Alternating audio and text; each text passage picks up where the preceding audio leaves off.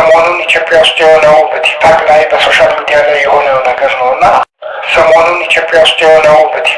በሶሻል ሚዲያ ላይ የሆነው ነገር ነውና አንድ እናት አዲስ አራስ እናት ንጹህ ደስታዋን በቲክታክ አካፈለች፣ አጋራች። አንድ ልጅም ወደ ዓለም አመጣችና ሌሎች ምስጋናዋን እንዲመሰክሩና ደስታዋን እንዲካፈሉ ፈቀደች።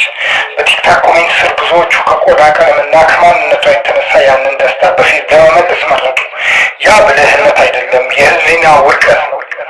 ልብ ከራሱ መንጭቆ እንደሚንከራተት ያሳያል። ቅዱስ መጽሐፍት ስለ ሰው ዋጋ ግልጽ ናቸው።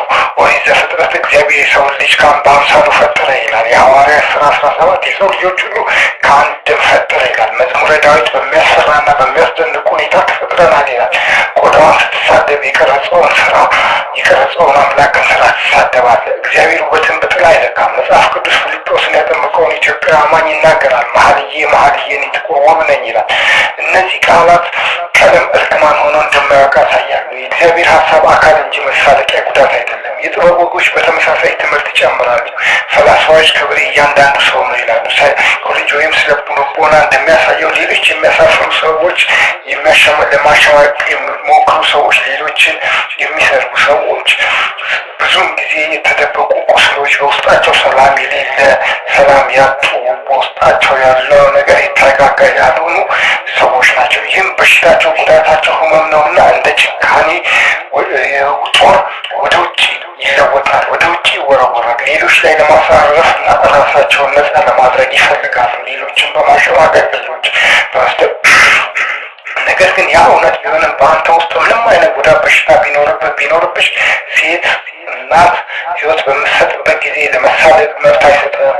መውለድ ልደት ጥንካሬን ይጠይቃል፣ መስዋዕትነትን ይጠይቃል፣ ፍቅርን ይጠይቃል። መጽሐፍ ቅዱስ ምሳሌ የልጆቿ ተነስተው በጽዕት ይሏታል ይላል እናትን በማለት እንዲህ አይነቷን ሴት ያከብራታል። እዛ ቦታ የቆመች እናት ማክበር ካልቻላቸው ጥፋቱ ያንተ እንጂ የእሷ አይደለም። የእናት ማንነት ከመስዋዕትነት እንጂ ከቀለም አይደለም። ዋጋውን ማሳነስ ያንተ ወራዳነትን ያሳያል። ዋጋው የሚለካው በቆዳዋ ሳይሆን በሰጠችው ፍቅርና መስዋዕትነት፣ በምትንከባከበውና በምትጠብቀው ህይወት ነው። ለልጇ እናት፣ ለባሏ ሚስት፣ ለወንድሞቿ እህቶቿ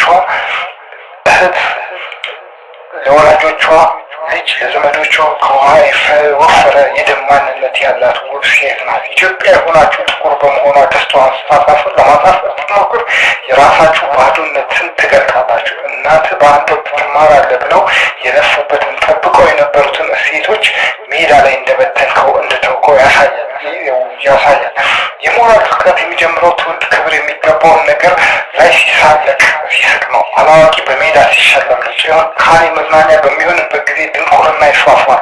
በቪዲዮ ስር የተመለከትነው ይህንን ነው። እረፍት የሌላቸው ቃላትና ልብ የሌላቸው ርህራሄ የሌላቸው የዘቀጡ ጭንቅላቶች ከትምህርት ቤት ያመለጡ ትምህርት ቤት ብዙ ዓመት ተመላልሰው ለውጥ ያላመጡ ድንጋይ ራሶች ስዶች ናቸው። ራስን አንድ ትክክለኛ ጥያቄ ጠይቅ። እነዚህ ስድቦች አንድ ሰው ለእናት ቢናገር ትቀበለዋለህን? መልሱ አይደለም ከሆነ አስተያየታችሁ ከአፍ በወጡ ጊዜ የተሳሳተ ነበር። የሰው ልጅ በቀላል እውነቶች ላይ ያርፋል። እያንዳንዷ እናት ክብር ይገባታል። እያንዳንዱ የቀደም ቆዳ ክብር ይገባዋል። ደስታ በሌሎች ውስጥ የምትደፋው ነገር አይደለም። ይህ ትውልድ በእናቶችና በማንነቶች ላይ እየቀለደ ከቀጠለ ከምግባር በላይ አጥቷል፣ ደድቧል። እንደ ማህበረሰብም አንተናግዙ እናጣለን። አንድ ማህበረሰብ የሚሰዋይነት እናጣለን። መከባበር አማራጭ አይደለም። በህሊና በህይወት እንዳለ የሚጠቆም ትንሹ